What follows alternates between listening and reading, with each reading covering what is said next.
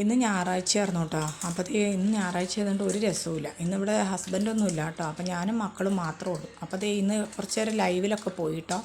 അത് കഴിഞ്ഞപ്പോൾ എന്നാൽ കുറച്ച് എന്തെങ്കിലും വിശന്ന് കരിഞ്ഞു. അപ്പോൾ എന്നാൽ കുറച്ച് എന്തെങ്കിലും തിന്നാലോ എന്ന് വിചാരിച്ച് ഞാൻ കുറേ ചിപ്സ് പൊട്ടിച്ച് പ്ലേറ്റിലിട്ട് ഞാൻ കറുമുറാന്ന് തിന്നു കേട്ടോ. കാരണം ഒരു രസവുമില്ല. ഇന്ന് ഒട്ടും നേരം പോക്കില്ലാത്ത കാരണം ഉറക്കവും വരുന്നു. അങ്ങനെ ലൈവിൽ കയറി കുറേ നേരം ഇരുന്ന് കഴിഞ്ഞപ്പോൾ ഉറക്കം വരുന്നതുകൊണ്ട് ഞാൻ വേഗം തന്നെ ലൈവും കട്ടാക്കി വന്നു. എന്നിട്ട് ചിപ്സ് ഇങ്ങനെ തിന്നു കേട്ടോ. ഒരു പാക്കറ്റ് ചിപ്സ് മേടിച്ചാൽ ഒരു ദിവസം പോലും ഇവിടെ എത്തൂല. കാരണം മക്കളേക്കാൾ കൂടുതൽ ഞാൻ തിന്നു തീർക്കും. അങ്ങനെ ഹസ്ബൻഡ് വരുമ്പോൾ കുറേ ചീത്തയും കേൾക്കേണ്ടി വരും. എന്തെങ്കിലും തിന്നാൻ മേടിച്ച് വെച്ചാൽ പിള്ളേരൊക്കെ കഷ്ടമാണ് ഇടയുള്ള ആളെന്ന് പറഞ്ഞ് ചീത്തയും പറയും. എങ്കിലും അതൊന്നും ഞാൻ കാര്യമാക്കാറില്ല കേട്ടോ. അങ്ങനെ ചിപ്സൊക്കെ പൊട്ടിച്ച് കറുമുറാന്ന് തിന്നുകൊണ്ടിരിക്കുക. അപ്പോൾ അതേ മോള് ചിരിക്കുവാന്ന്. കാരണം ഇത് പുറത്താരെങ്കിലും കണ്ടിട്ടുണ്ടെങ്കിൽ അമ്മക്ക് നാണാവൂല എന്നുള്ള രീതിയിൽ അവളെ നോക്കി ചിരിക്കുവാന്ന്. അതൊന്നും ഞാൻ കൂട്ടാക്കിയില്ല. ഞാൻ എൻ്റെ ഇഷ്ടത്തിന് കറുമുറാന്ന് തിന്നുകൊണ്ടിരുന്നു. അങ്ങനെ ചിപ്സൊക്കെ ഞങ്ങൾ കുറച്ച് നേരം പൊട്ടിച്ച് അങ്ങോട്ടും ഇങ്ങോട്ടൊക്കെ വായിൽ വെച്ചു. അത് കഴിഞ്ഞ് അങ്ങോട്ടും ഇങ്ങോട്ടും കൊച്ചു വർത്താനമൊക്കെ പറഞ്ഞു കേട്ടോ. അങ്ങനെ എന്തൊക്കെയോ വിശേഷങ്ങളൊക്കെ അങ്ങോട്ടും ഇങ്ങോട്ടും പറഞ്ഞ് അങ്ങനെ ചിപ്സ് തിന്ന് തീരാറായി. അങ്ങനെ കുറേശ്ശെ ആയിട്ട് പൊടിയുള്ളതൊക്കെ വാരി ഞാനും തന്നു. പിന്നെ ഇന്നത്തെ ദിവസം ഒരു രസവും ഉണ്ടായില്ല. ഒട്ടും നേരം പോക്കുമില്ല. ഇവിടെ ഈ പരിസരത്തൊന്നും ആരും ഇല്ലാത്തതുകൊണ്ട് എനിക്കധികം വർത്താനം പറയാൻ ആളില്ല കേട്ടോ. ഞാൻ എപ്പോഴും വർത്താനം പറയുന്ന ആളാണ്. അപ്പോൾ അതുകൊണ്ട് എനിക്ക് ആരെങ്കിലും ഒക്കെ ആയിട്ടൊരു കൂട്ട് വേണം വർത്താനം പറയാൻ. ഇല്ലെങ്കിൽ ഭയങ്കര ബോറടി തോന്നും. അതുകൊണ്ട് കുട്ടികളുള്ള സമയത്ത് അവരോട് ഞാൻ വാതുവരാതെ വർത്താനം പറയും. എന്തെങ്കിലുമൊക്കെ വിശേഷം പറഞ്ഞുകൊണ്ടിരിക്കും. ഞാൻ നല്ലോണം സംസാരിക്കുന്ന ആളാണെന്നുള്ളത് ലൈവിൽ കയറുമ്പോൾ എല്ലാവർക്കും തന്നെ മനസ്സിലായിട്ടുണ്ടാവും. എൻ്റെ വായി എപ്പോഴും ഇങ്ങനെ ചടപടാന്നിങ്ങനെ പഠിച്ചുകൊണ്ടിരിക്കും.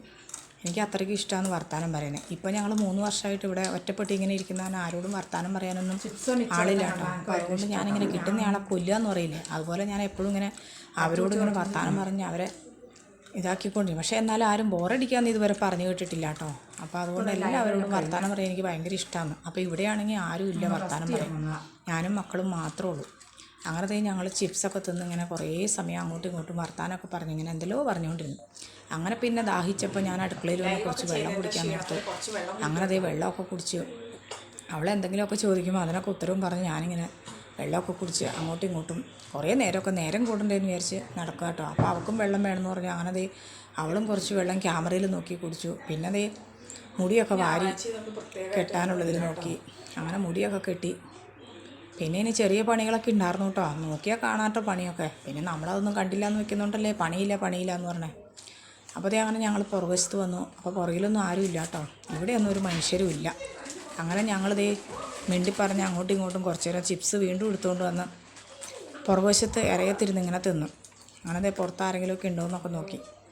അപ്പോൾ ഒരാളെ പോലും കാണാനില്ല. അപ്പോൾ ഞാൻ അവളോട് ഇങ്ങനെ സ്കൂളിലെ വിശേഷങ്ങളൊക്കെ ചോദിച്ചുകൊണ്ടിരുന്നു. അങ്ങനെ അവൾ സ്കൂളിലെ കാര്യങ്ങളൊക്കെ പറയുകയൊക്കെ ചെയ്തു. പിന്നെ നോക്കിയപ്പോൾ അലക്കിയ ഭാഗത്ത് പോയി നോക്കിയപ്പോൾ 2 തുണി വെയിലത്തിടാനുണ്ടായിരുന്നു കേട്ടോ. അപ്പോൾ ചേട്ടൻ്റെ ലുങ്കി വെയിലത്തിടാൻ ഞാൻ മറന്നുപോയി. അങ്ങനെ ചേട്ടൻ്റെ ലുങ്കിയൊക്കെ വെയിലത്തിട്ടു.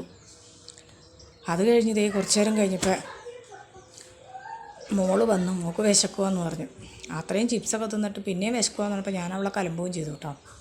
അങ്ങനെ തുണിയൊക്കെ ആറിയിട്ടിട്ട് പിന്നെ ഞാൻ തിരിച്ചു വന്നു. മോൾക്ക് എന്തെങ്കിലും കൊടുക്കാമല്ലോ എന്ന് വിചാരിച്ച്.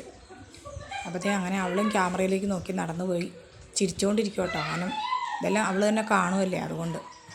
അപ്പോൾ ഞങ്ങളുടെ നായ്ക്കുട്ടി ഉണ്ടായിരുന്നു കേട്ടോ. പുറത്തൊന്നും ഒരു മനുഷ്യനില്ല കേട്ടോ. ഇതാണ് ഞങ്ങളുടെ മുൻവശത്ത്. ചെടിയൊക്കെ ഉണ്ട് ഇഷ്ടം പോലെ. പക്ഷെ ഒരാൾ പോലും കാണാനില്ല. ഇത്രയും വലിയ മതിലൊക്കെ കെട്ടി പൊക്കി വെച്ചേക്കണാൻ ഒരാളോടും വർത്താനം പറയാനൊന്നും പറ്റൂല കേട്ടോ. അപ്പോൾ അങ്ങനെ അവൾ ഒരു ഗ്ലാസ്സിൽ കുറച്ച് ചൂടുവെള്ളവും ബിസ്ക്കറ്റും ഒക്കെ കുഴച്ച് തിന്നു. അപ്പോൾ ഞങ്ങളുടെ പാറു ഒച്ചയൊക്കെ കേട്ടോ. അവൾക്ക് എന്തെങ്കിലും തിന്നാൻ കൊടുക്കാൻ പറഞ്ഞാൽ അവളതേ അങ്ങനെ ഒച്ചയാക്കി. അങ്ങനെ തിന്നാൻ എന്തെങ്കിലും കൊടുക്കാൻ വേണ്ടി ഞാൻ